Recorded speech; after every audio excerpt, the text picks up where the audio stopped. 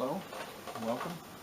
This short video will show you how to clean the CT-2000 CryoPen.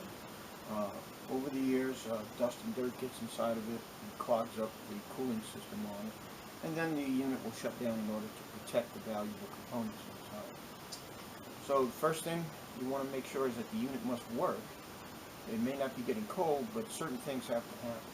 Whenever the power supply is plugged in, should be a small green light right here that is illuminated, and the fan should be running. If the fan's not running or this light is not illuminated, we may have other issues in there. So if the fan is not running, give us a call and we'll go from there. So first thing we should do, I'm going to unplug the power supply. Here's our temperature indicator. This one does work, shows a red light. These are our 4 pens, the chilling wells and the defrost wells. We get our terminology straight. So we're going to remove all this from it, and I'll show you the procedure for cleaning it. It should be done about once every year, or sometimes 2. We're going to remove all the pens.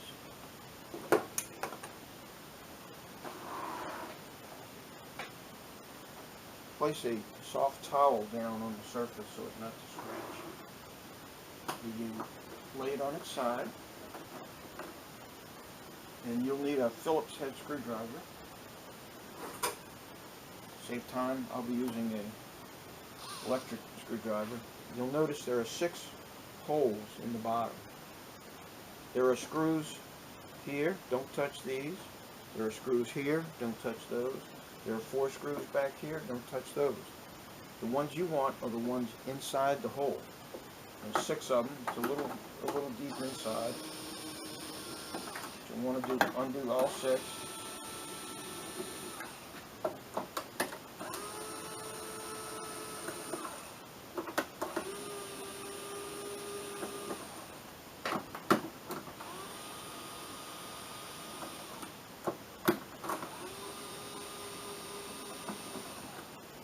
Once the screws are undone, you want to grab the unit, the top and the bottom together on each side. Turn it right side up, and the screws will come out. You won't lose them.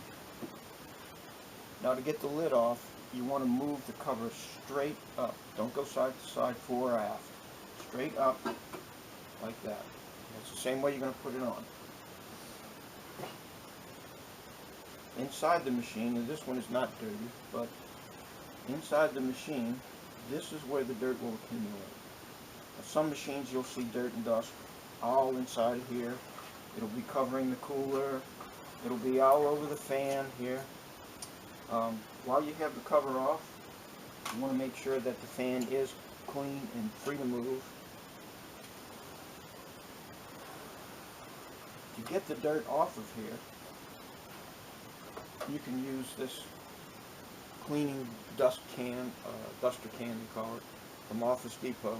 It's just compressed air. You also, if you have an air compressor, you may use that. Now, something you might want to do with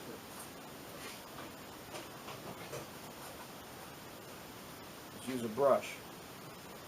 We use a brush to free up the dust, and you can also clean the fan in the back with it, and used in conjunction with the, make sure you back blow it this way too, all the way down to the bottom to the top on both sides. All you want to see here is clean aluminum, and that basically will fix the dirty problem. We also will take denatured alcohol, or you can use the Cryopen solution and clean everything inside that you can get your hands on. Get any dust, dirt off of all that. This is the way we clean the wells.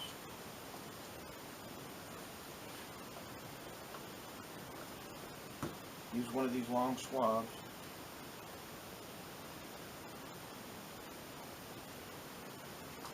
Make sure to twirl it around, pull it up.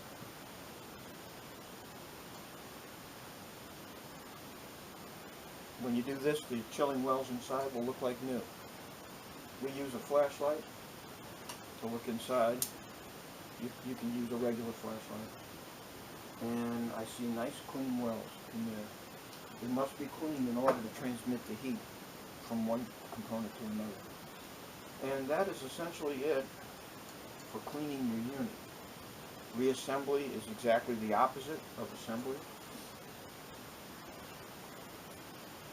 While you're cleaning, this area here usually becomes very, very dirty, and along with the inside of the cabinet.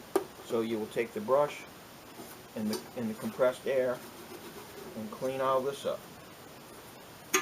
Otherwise, it'll just collect on the fins again. Now, before you put the case lid on, I want to caution about these wires right here on the left side of the unit. There is a bracket that comes down and can hit this wire right here and pinch it and cut it. So make sure that the red and black wire, and if the sensor wire is coming through there, make sure they're both close to the cooler as you can get them. Now we have an unobstructed view. So we do just the opposite. We start here and go straight down, and it helps to look inside and center the tower on the rubber foam that is around. And you're basically done. Put the 6 screws back in. They're a little difficult to get in. You can use a short screwdriver like this. Put them in from the bottom, and it's a little easier to get in that way.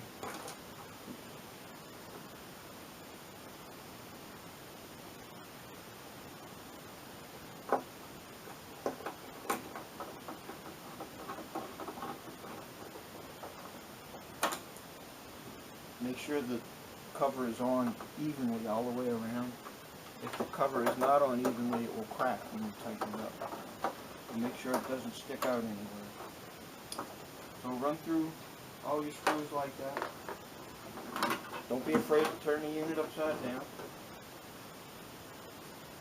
Tighten each screw that you put in. Make sure it's properly torqued. Do all 6.